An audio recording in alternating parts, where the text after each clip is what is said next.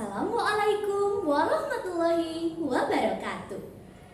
Om Swastiastu, Namo Buddhaya, salam kebajikan, rahayu. Halo semuanya, perkenalkan nama saya Aurelia Cika Nugroho. Saya kelas 9 dari SMP Negeri 1 Salaman, Kabupaten Magelang. Teman-teman, sudah tahu apa itu gedok?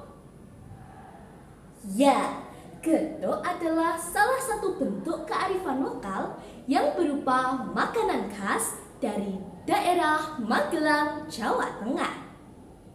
Dahulu, gedok merupakan makanan pengganti nasi.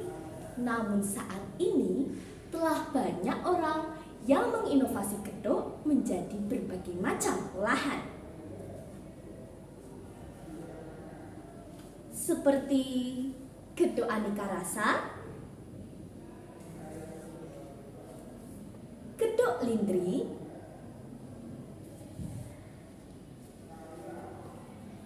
keripik gedok,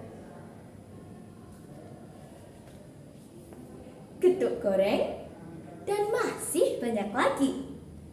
Bahkan saat ini, gedok menjadi makanan hidangan pesta, hantaran, dan oleh-oleh khas Magelang. Di balik kata gedok terdapat sebuah cerita yang berkembang di masyarakat Magelang loh. Cerita ini berkembang dari mulut ke mulut yang kemudian saya tulis menjadi sebuah karya cerita dongeng. Penasaran? Baiklah, akan saya ceritakan asal-usul gedok. Dengarkan ya. Asal-usul gedok. Dahulu kala di kaki pegunungan Menoreh terdapat sebuah kerajaan yang bernama Kerajaan Shailendra. Pada masa itu, Kerajaan Shailendra sedang membangun candi yang sekarang bernama Candi Borobudur. Pembangunan candi itu memerlukan batu-batuan yang diambil dari lereng Gunung Merapi. Ki Seto dan teman-teman dipercayai oleh kerajaan untuk mengemban tugas tersebut.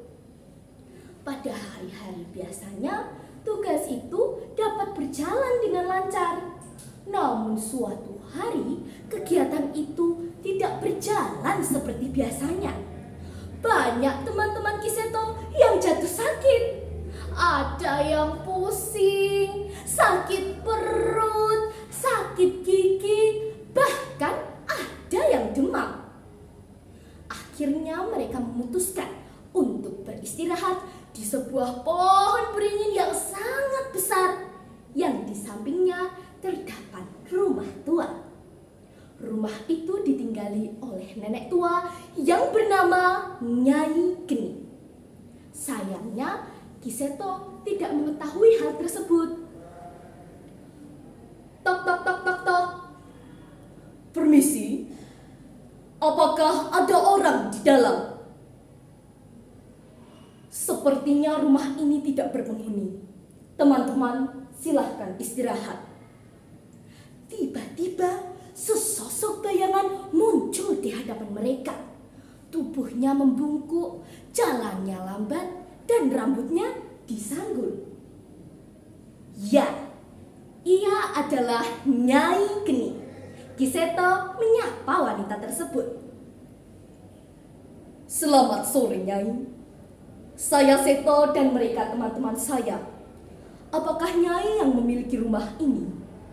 Maafkan kelancangan kami telah memasuki tanpa izin. Kami kira rumah ini tidak berpenghuni. Siapa kalian? Pergi dari sini! Maaf Nyai, kami sedang mengemban tugas untuk membawa batu-batu ke kerajaan.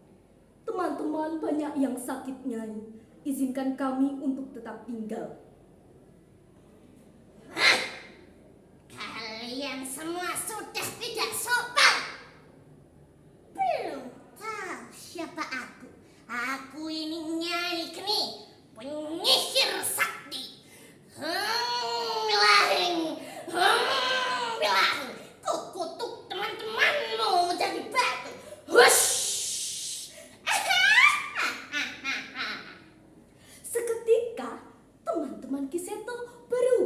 menjadi batu. Ampun, ampun Nyai, kami tidak bermaksud untuk tidak sopan. Kami hanya ingin meminjam tempat ini untuk beristirahat, Nyai. Apa yang dapat saya lakukan untuk menebus kesalahan kami, Nyai? Apakah kau benar-benar ingin meminta maaf? Baiklah, kuturuti permintaanmu dengan satu syarat. Apa, Nyai? Akan saya lakukan. Mudah. Kamu harus membuat makanan yang enak. Gunakan alat dan bahan yang ada di sekitar sini. Jika makananmu terbukti enak, teman-temanmu dapat pulih dan kalian dapat tinggal di sini. Tetapi kalau makananmu tidak enak, kamu dan teman-temanmu selamanya menjadi batu. Nyai Geni masuk ke dalam rumahnya. Kiseto berpikir sambil mengamati keadaan sekitar. Di sana terdapat tanaman ketela, pohon kelapa, alat untuk menumbuk atau lumpang. Ia teringat makanan yang sering ibunya buatkan ketika mereka tidak memiliki nasi. Tanpa berpikir panjang, Kiseto menyabut tanaman ketela tersebut, membersihkan, mengukus, kemudian ia tumbuk. Ia juga memanjat pohon kelapa, memilih kelapa yang masih muda, memarut, dan ditambahkan di makanan itu. Setelah makanan tersebut jadi, ia bergegas menemui Nyai Geni. Permisi Nyai, ini makanan yang telah saya buatkan. Silahkan. Makanan apa ini? Makananmu ini rasanya enak. Terbuat dari apa ini?